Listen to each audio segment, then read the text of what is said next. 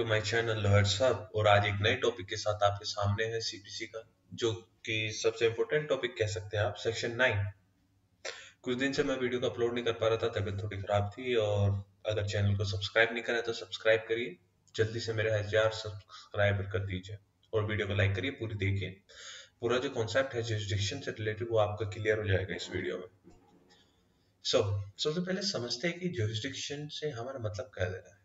What does the term jurisdiction states? Then it is derived from two words, that is juris and dictum, which means I speak by the law. In furtherance, power or authority of a court of law to hear and determine a cause or a matter. Okay, basically किसी भी court के पास ये power होना कि वो किसी matter को सुन सके और उसे डिटरमाइन कर सके, वो उसका जुरिस्डिक्शन कहलाती है। एक केस आया था ऑफिशियल ट्रस्टी वर्सेस सचिंद्रा नाथ का, 1969 का केस है, इंपॉर्टेंट केस है, आप इसे नोट डाउन कर लेना। इसमें कहा गया, सुप्रीम कोर्ट ने ये कहा कि jurisdiction should include the power to hear and decide the question at issue, the authority to hear and decide the particular controversy that has arisen between the parties is known to be the jurisdiction, that the court has the jurisdiction to decide the matter. Moving further, consent and jurisdiction. We can't confuse both words. Between both of the words, they both hold different meaning in their general sense.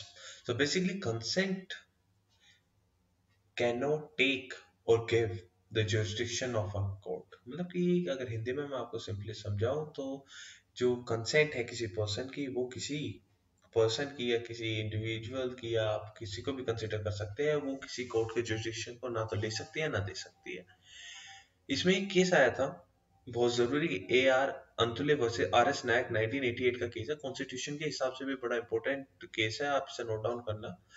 इसमें कहा गया, the power to create or enlarge jurisdiction is legislative in character.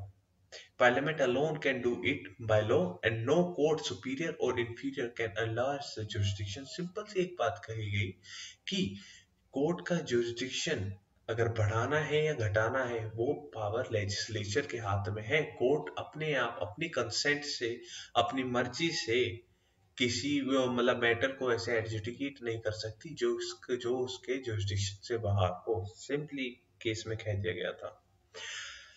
अब हम समझते हैं कि कितने तरह के जुरिस्डिक्शन हमारे सीपीसी या हमारे ओवरऑल लॉ में हैं। तो आप ये देखिए, सीपीसी में तो नहीं कहूंगा मैं, लेकिन पूरे जो kind of jurisdiction in general मैंने यहाँ पे बात करी हुई है। सबसे पहले सिविल एंड क्रिमिनल, बड़ा कॉमन है, सबको पता है कि सिविल कोर्ट्स होती है आपके यहाँ पे, क्रिमिनल कोर्ट्स होते हैं। Civil matter and criminal matter basically. Territorial, local. Thirdly pecuniary jurisdiction, जो कि मनी रिलेटेड मैटर होता है कि अगर भाई आपका अगर 5000 का केस है तो वो इस कोर्ट में जाएगा, 10,000 का केस है तो इस कोर्ट में जाएगा, और फर्दर इसमें अलग अलग चीज।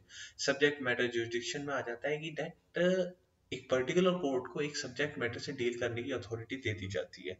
जैसे हमारे यहाँ पे मोटर व्हीकल की ट्रिब्यूनल्स बनाई गई है, जो कि स्पेसिफिकली मोटर एक्सीडेंट जो क्लेम होते हैं उनसे डील करती है। तो they have a particular fix jurisdiction, they have particular fixed subject matter on which they can deal.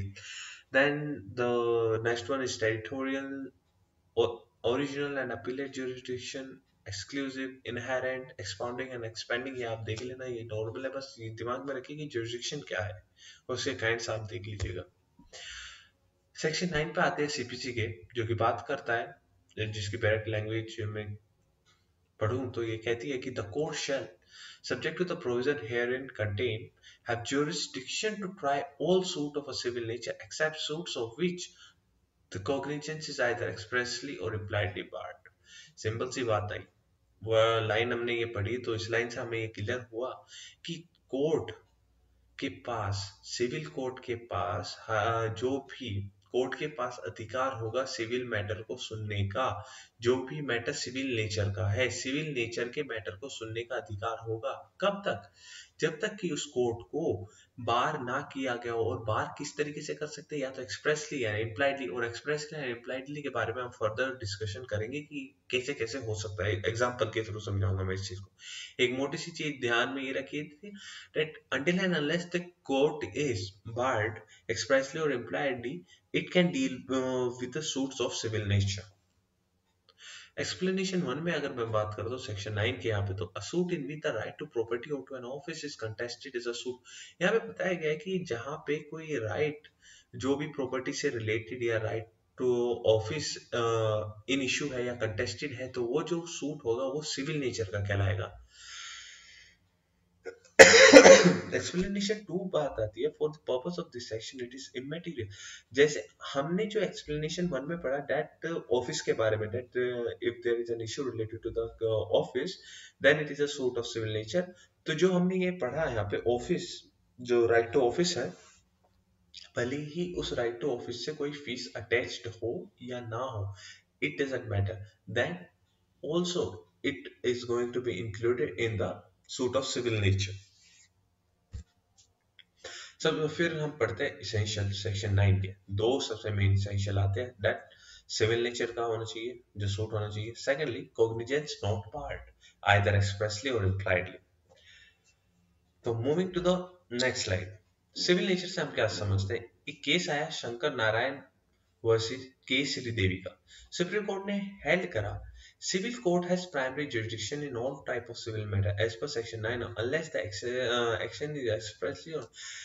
Supreme Court ने सीधी सी बात कही, सिविल कोर्ट के पास हर एक तरह का प्राइमरी jurisdiction है, वो किसी भी सिविल नेचर के मैटर से डील कर सकती है अनलेस उसे पार ना कराया गया हो एक्सप्रेसली या impliedly. Secondly, a suit in which right to property or to an office is struck, जहाँ पे जो राइट टू प्रॉपर्टी है या राइट टू ऑफिस है वो कंटेस्टेड है या इन इशू है, वो सूट ऑफ सिविल नेचर कहलाएगा। देन फर्दर बात करते हैं कि कॉग्निजेंस कैसे बार्ड हो सकता है, या तो आइदर एक्सप्रेसली होगा या इम्प्लाइडली होगा। एक्सप्रेसली में क्या किया जा सकता है कि अगर कोई पर्टिकुलर एक लेजिस्लेशन ने कोई स्टैट्यूट या कोई ऐसा लॉ पास किया हुआ है कि that the court is not authorized to deal with that particular matter, then the court of that the civil court is barred from dealing with that matter।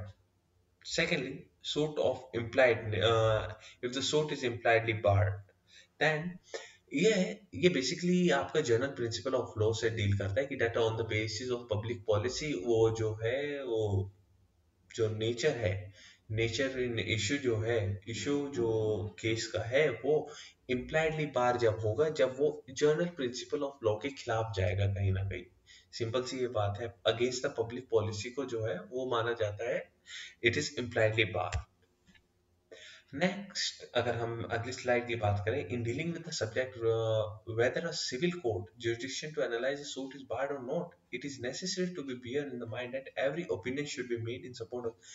सबसे पहले जो प्रिजम्पशन की अगर हम बात करें कि प्रिजम्पशन कैसा होगा, प्रिजम्पशन सबसे पहला होगा कि yes the court has a right, the court has a duty to adjudicate and decide the matter unless and until it is differently proved by the other party। So burden of proof is basically on the opposite party। It is well proved that it is for the party who tries to dismiss। जिस party को suit को dismiss कराना है, मतलब कि यहाँ पे बात हो रही है डिफेंडेंट की, डिफेंडेंट प्रूव करेगा कि that the court has no authority to decide the issue or the suit. तो यहाँ पे बेसिकली जो बर्डन ऑफ प्रूफ आया वो डिफेंडेंट के ऊपर आ गया। At the end thank you, channel को सब्सक्राइब करिए, लाइक करिए, थैंक यू।